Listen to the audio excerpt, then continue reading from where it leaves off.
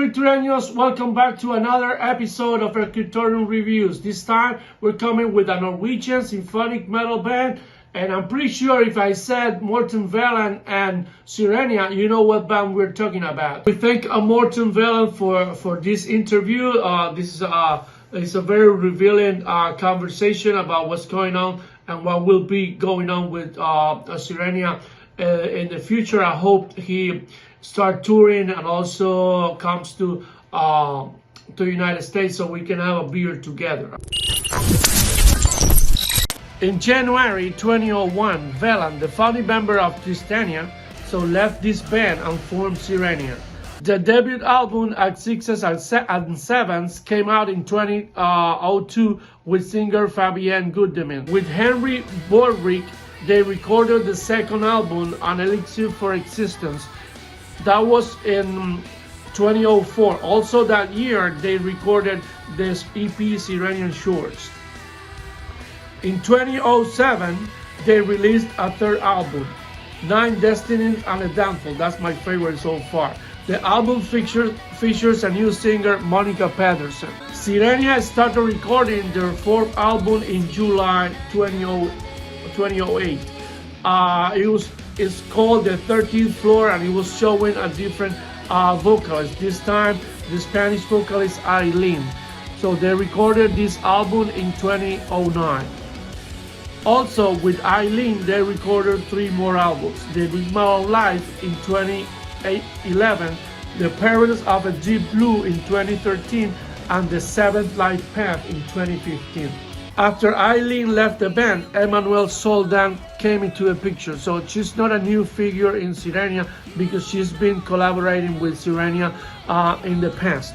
So she has been a part of the Sirenia's choir and has contributed with the lead vocals on the Sirenian Shores. Remember I told you, and they recorded this EP in 2004. Emmanuelle Soldan has recorded the following albums: The Dim State of Dollar in 2016, Arcane Astral Aeons in 2018, and the last one, Riddles, Ruins, and Revelation from 2021. This band has been on the road for 21 years. They have been putting out records, 10 albums to be exact. And the last one, Riddles, Ruins, and Revelations, is the reason why we have this conversation. So I hope you enjoyed. As I always said, keep it metal.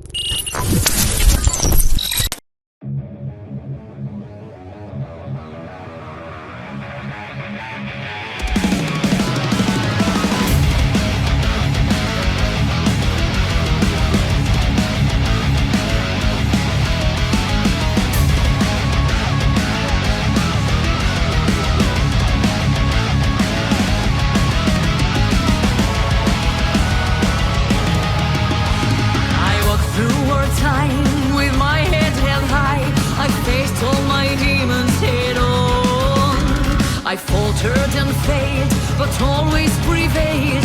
Manifold battles have won. I've seen through the darkness, I've conquered the night. I follow the path of my choice. When life takes me on, I'm driven and strong. I'm poised for the battles to come. And it's also good news that you have you released the new Sirenia's album, so you're gonna be busy with that. But are you planning to do any tours? Let's start like from the instead of a beginning, let's do it like a question like it's for the end. But I think maybe we can blend it and start with the Sirenia's interview.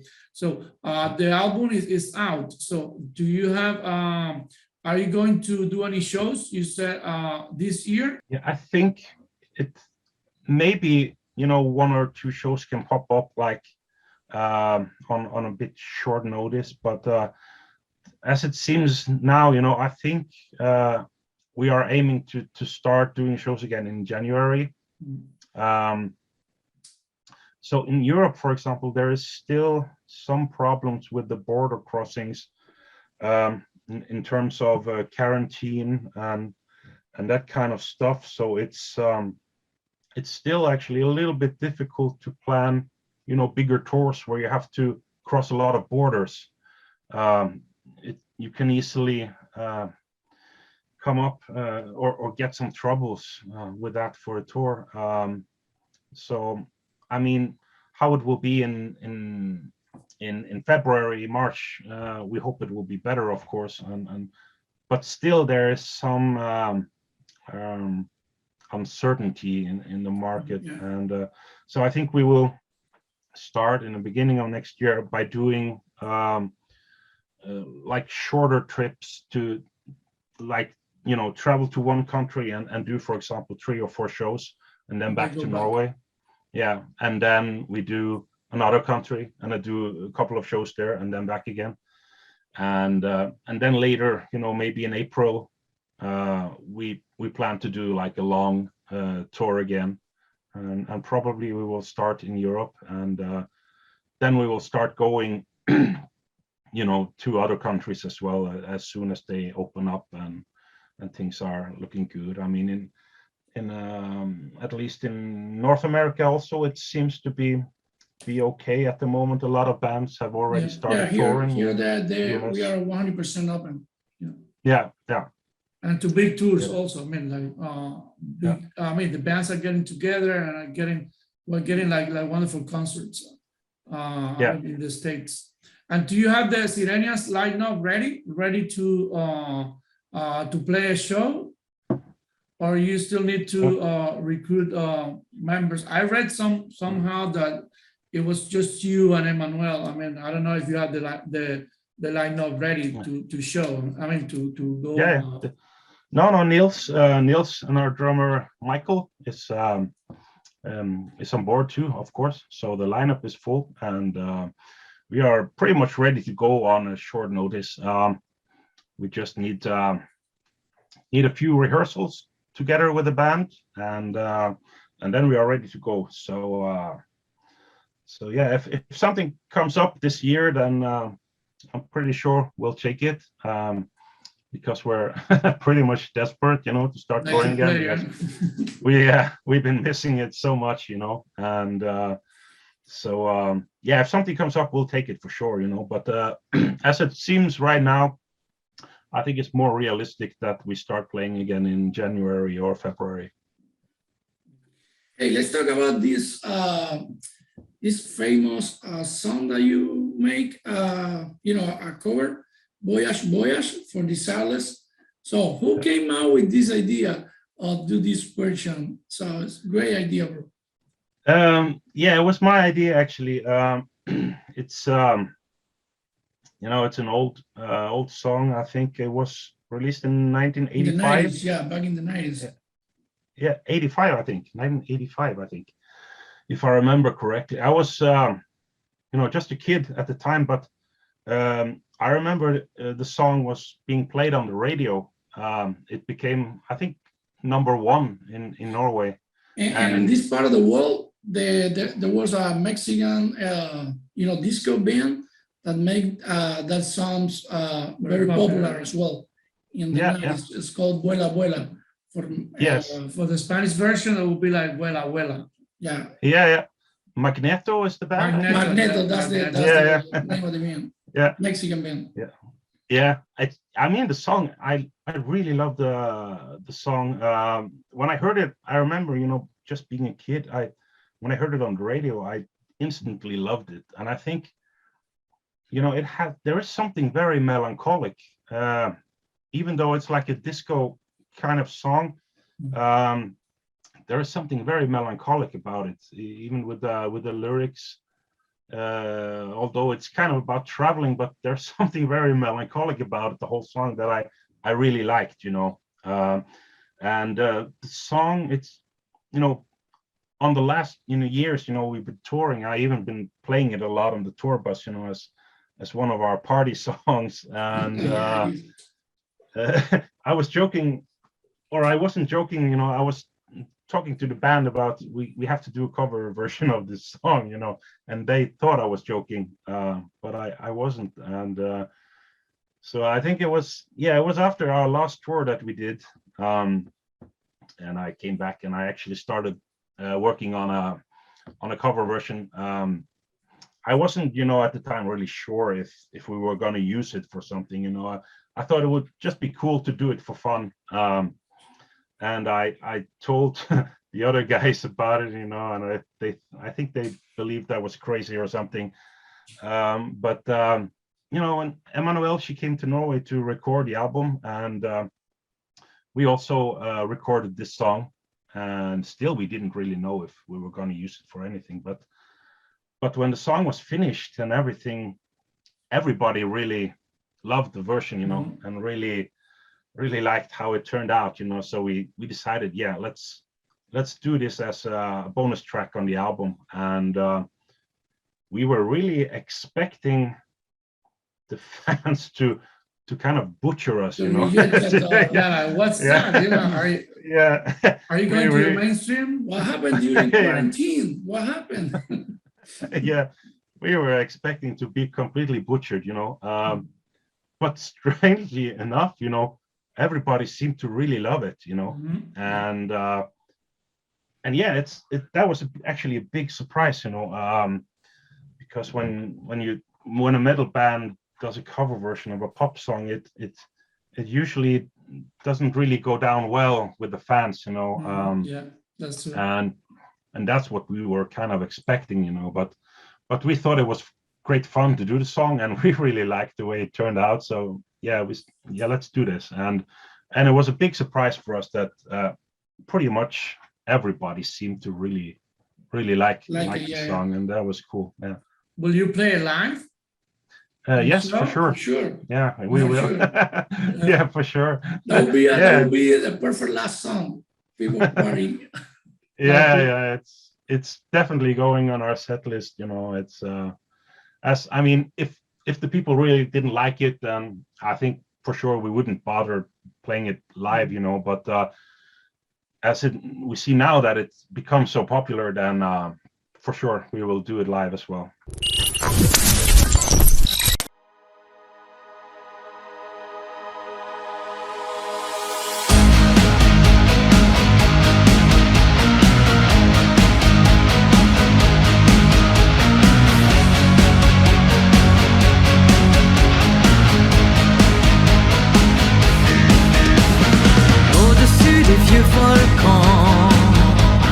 Glisse tes ailes sous le tapis du vent. Voyage, voyage, éternellement. De nuages en marécage, de vent d'Espagne en pluie d'Équateur. Voyage, voyage, vole dans les hauteurs, au-dessus des capitales.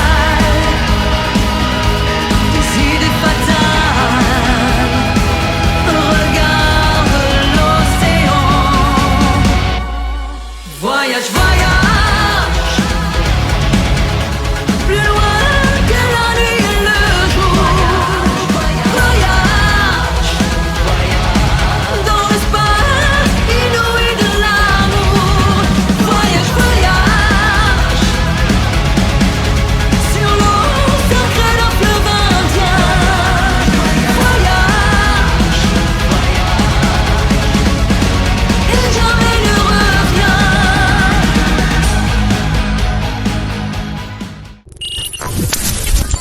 We know that Sirenia has had like many singers, like many vocal singers.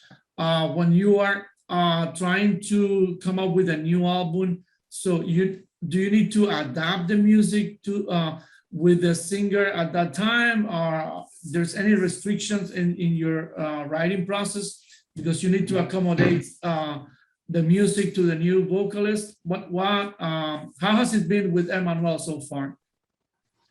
Yeah, every time when I write a song, I always, think of who's going to perform it, and so I try to compose as good as I can for each singer, and with Emmanuel, I feel that I'm really lucky, because Emmanuel is, she's such a versatile singer. She can do pretty much everything, she does the classical stuff so well, and she can do the modern style Like kind of singing. you can go to rock like really easy.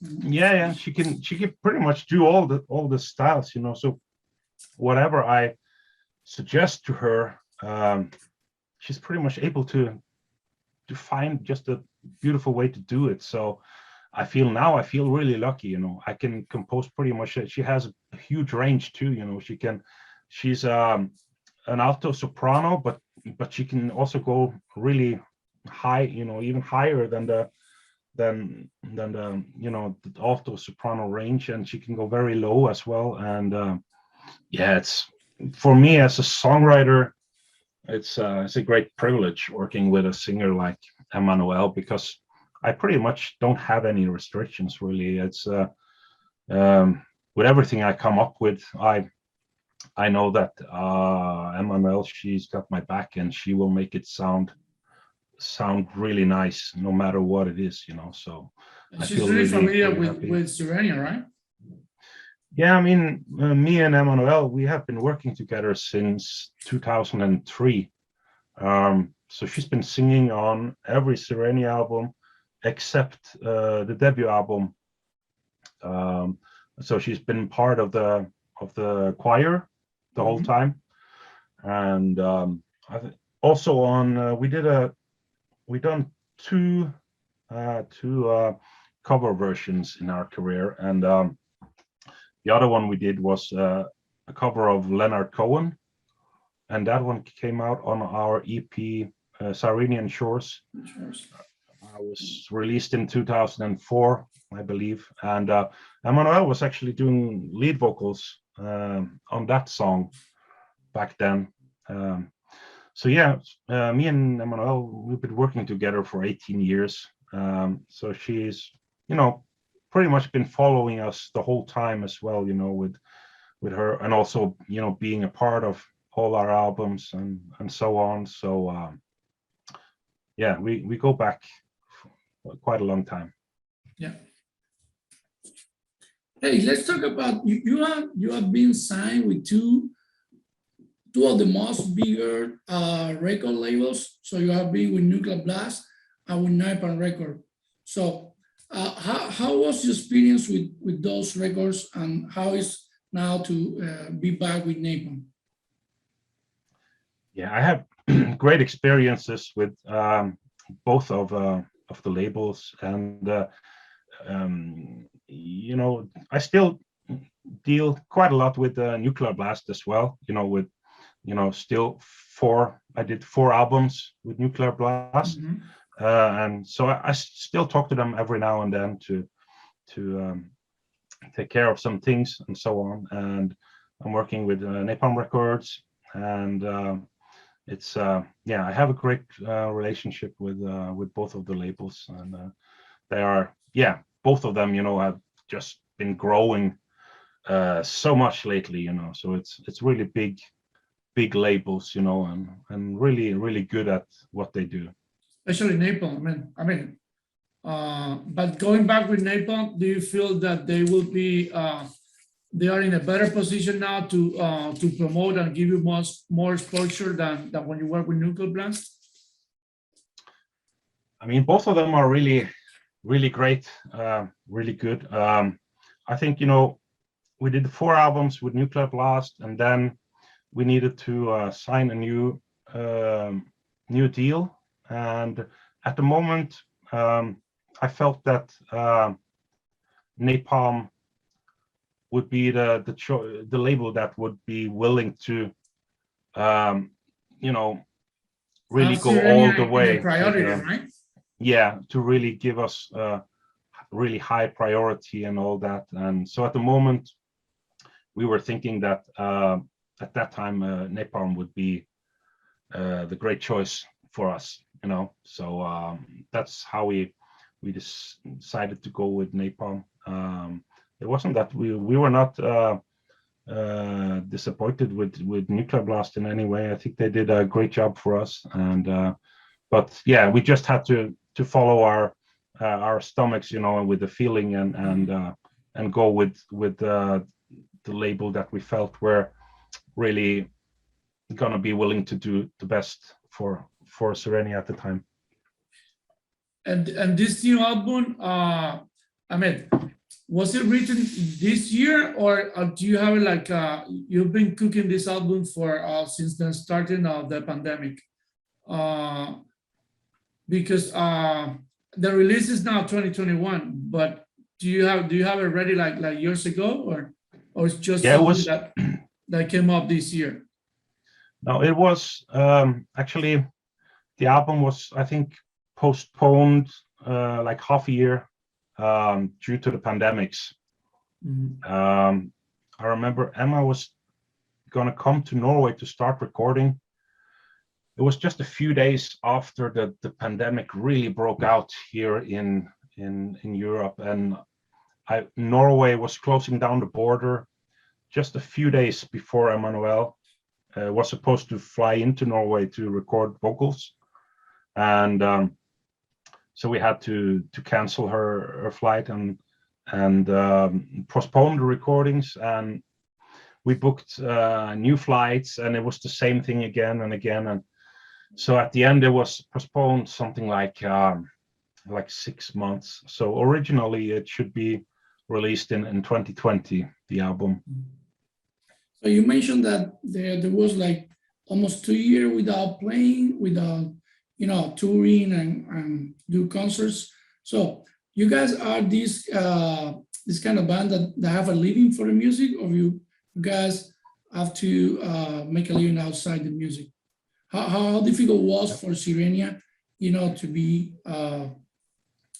after the pandemic, when they, not tour or not, doing concerts? Yeah, it's been really difficult. I think, the same for every band, with me normally, I'm not able to live only from Sirenia, but I'm doing a lot of other work too, with producing and recording, and I have also Mortemia, that I'm working with a bit now, and I have the back catalog with the early Tristania stuff, and so I have many things, that I'm working, and all together, I'm able to make a living as a full-time musician. And Emmanuel, she has Sirenia, but she has also a great opera career in France, doing a lot of operas and stuff. So she's also a full-time musician. And Michael and Nils, they have some jobs on the side of Sirenia to make it work. Yeah, but they are really lucky, with both their jobs. They are super cool, that gives them anytime they want to go on tour or want to go in the studio or whatever, want to do something with Sirenia, they get free from their work to do it. So they are, both of them are really lucky in that sense. So it's working out really, really great for all of us at the moment.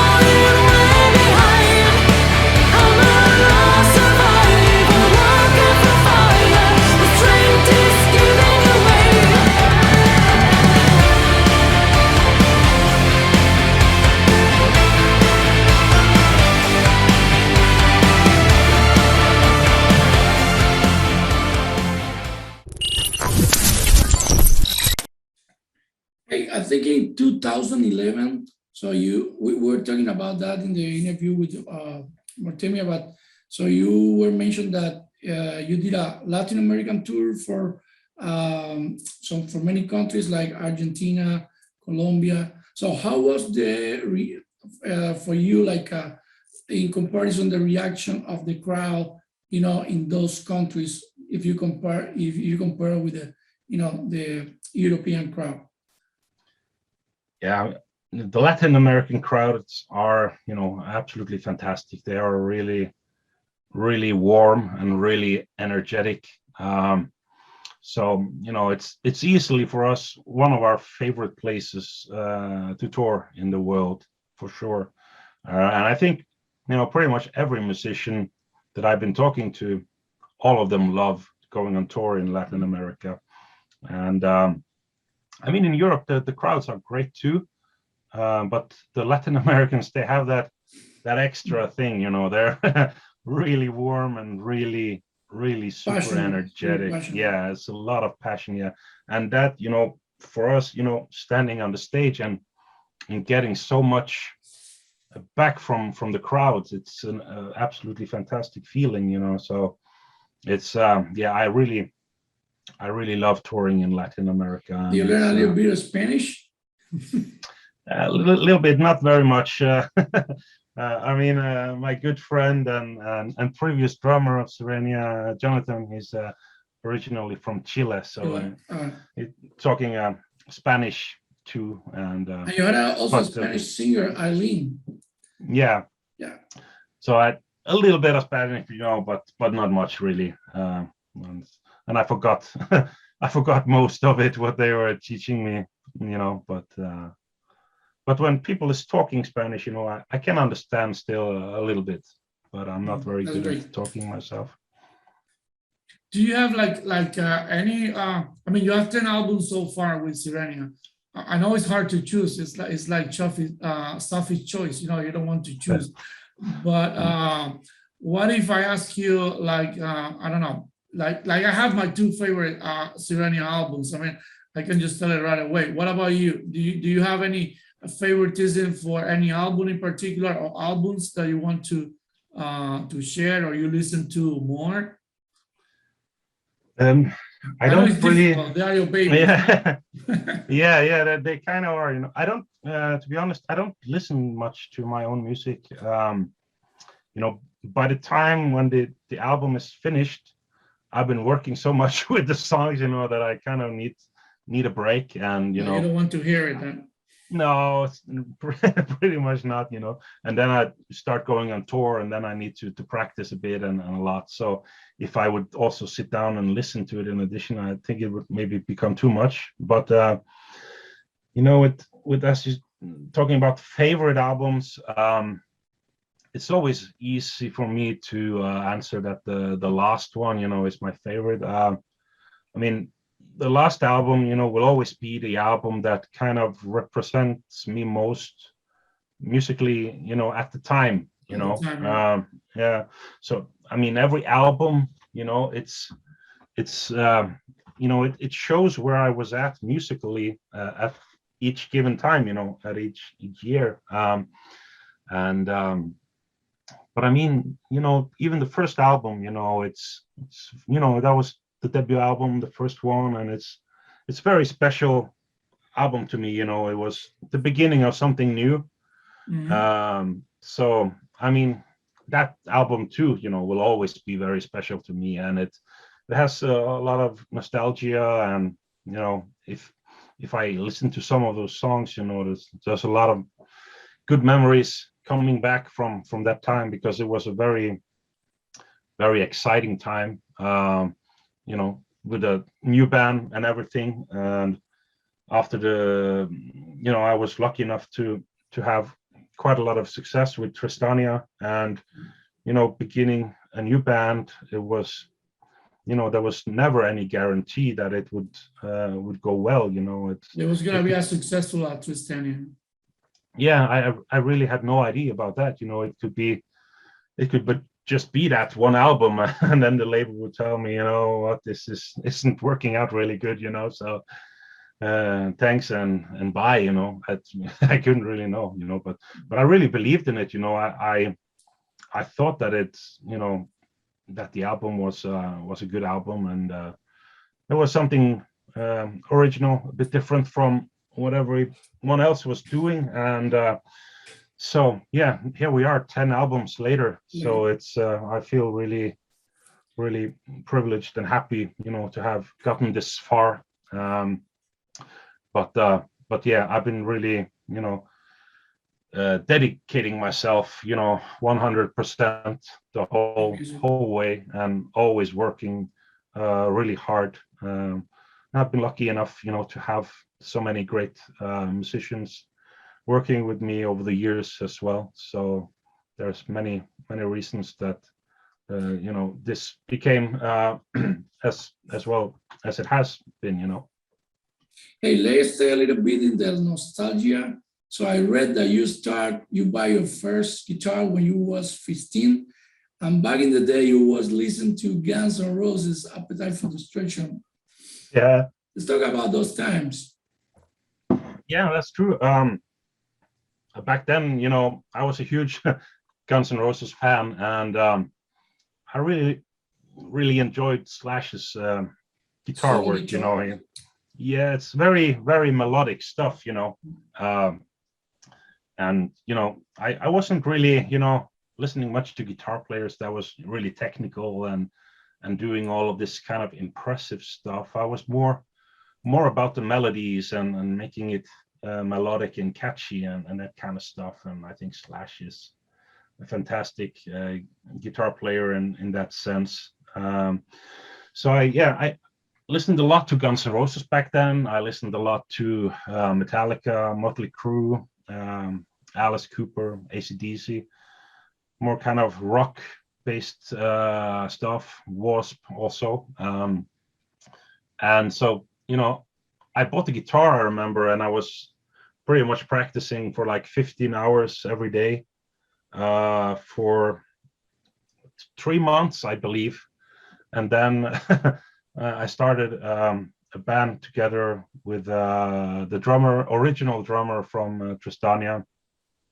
And we were, at the beginning, we were just playing some cover songs from Guns N' Roses and Metallica and stuff like that. And after a short time, we began writing our own songs, which were more rock and roll stuff. And then later, we started listening more to bands like Tiamat and Samael and that kind of stuff, Therion, Theater of Tragedy, and stuff like that, and also, Sisters of Mercy, Fields of Nephilim, all the gothic stuff from UK, and then we were kind of developing our music in this kind of direction, and I think it was in 1995 or 1996 that we changed our name to Tristania, probably 95, I guess.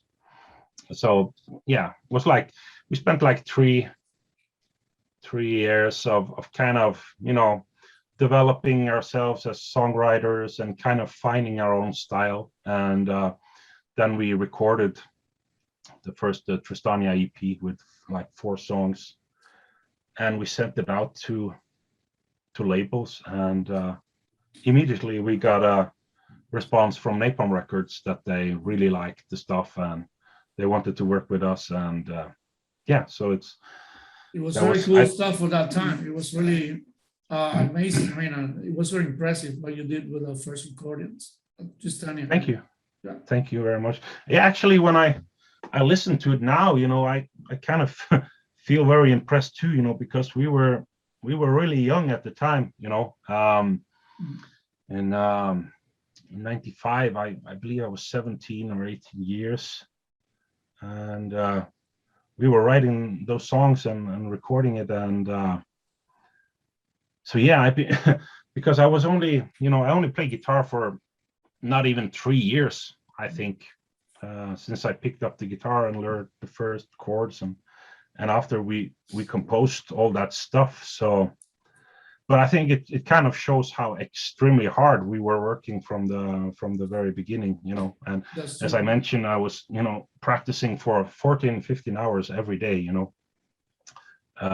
So it was, you know, it was a lot of dedication, you know, and I'm really happy that I did it, you know. And but for me, it was, you know, it was the natural thing to do. I enjoyed it so much that for me, it was just a pleasure, you know, to spend that much time with the music. And yeah, it's I don't regret it to this day, you know. I think it was for me, it was Pay the off, right thing to right? do.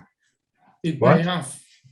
Yeah, it paid off, you know. And so until now, you know, I've been able to keep spending most of my time with doing what I really love, which is to make music and go touring and all that kind of stuff. So I feel really, really privileged to be able to do that still after so many years. That's cool, man. Really cool. Okay, we just wrapping up right now, yeah, for the final question. Okay. First let me thank you. I know you're being very busy and I mean working with Sirenia and the projects and what's coming next. And I really appreciate your time. I mean, like for this interview. And we will also want to know what about coming to America on a tour? You're saying that you have something for next year, but I don't know if it's America, I mean, or North America is on that list. Yeah, I think right now I'm not 100% sure how it's going to look for next year, but I believe that we will start in Europe in the springtime, and then probably do festivals for the summer, and so maybe in autumn or something like that, that we are able to come back to North America. And yeah, from there we just have to see. Right now I don't know so much. I spoke to the management like I think two weeks ago, and they gave me like a briefing of what the plan was for next year, and that, you know, markets are starting to open up and that they will start putting things together. So I believe in a few weeks that I will have more information about what next year will look like. But yeah, next year is definitely going to be a good year again, I feel, you know. I hope so, yeah. Yeah, you really, you know, and I think that, you know, North America will be one of the first places that we will come touring, you know. So we've been doing two runs over there, you know, right before the close down. So can't remember if we played in Houston. You play, but we played in Texas, I know for sure. I don't remember like seeing any flyer or like you play here in Houston. I mean, we were living some time in Miami, and then we came back to Houston.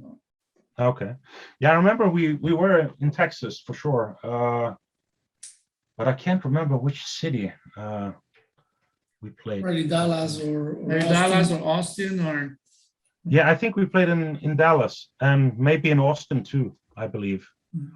Maybe it was on each of the cities in different tours, but I believe we played in both Dallas and Austin. Yeah. But for sure, if next year you don't come to Houston, so we will go to Dallas or Austin, no worries. So we really want to see Sirenia live. Yeah, I'm glad to hear that. So you just have to send me an email, you know, and I will make sure to put you guys on the guest list. It will be my honor. And that will happen. I mean, if because I know that sometimes there are no shows here in Houston, and the bands they go and play in Austin or Dallas, like you said. But many people from Houston just move and go to that city because it's like maybe 2 or 3 hours drive, and then I mean it's really enjoyable, like to drive to a show and then go there and see the bands you like, you know, on stage, especially if you don't go to your city, you know. Yeah, I mean in Norway too, you know, where I live in Stavanger, it's a quite small city, you know. So when most of the bands come touring in Norway, most of them just come by Oslo, yeah. Oslo. And for me, I mean, it's about 600 kilometers travel, so it's quite far. How many hours driving? Yeah, the roads in Norway aren't that good, you know. We have too many mountains and too many fjords and all that kind of stuff, you know. So You have to do it slowly. yeah, I think by driving, I think it takes something like 8 hours or something like that. Well, that could be a long ride. yeah, it is. By plane, it's 45 minutes. So that's normally when I go to Oslo for a concert, I usually go by plane. It's a lot faster. Thank you, Morten. Thank you so much. Thank you so much. I hope you come this next year to Houston or any city in Texas. Don't worry, we're gonna be here. Okay. Yeah, it'll be my pleasure, and so we'll have a few beers then and catch up. And thank you very much for the interviews, guys. It's been thank you. I'll keep you posted on the when we release it. Okay. Thank you very much. Thank you, and all the best for Sirenia. I mean, I'm Morten. You're doing a fantastic job, man. Thank you very much, guys, and all the best to you two as well. Okay. Thank you. Let me start. All right.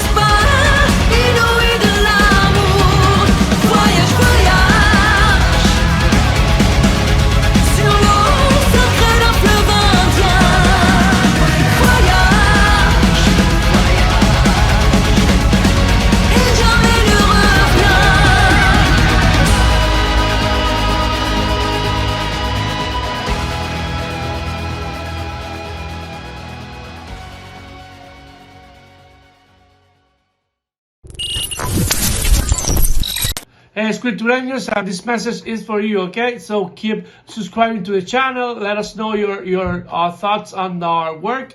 So, and also, as I said, keep it metal and horns up and keep it metal, okay?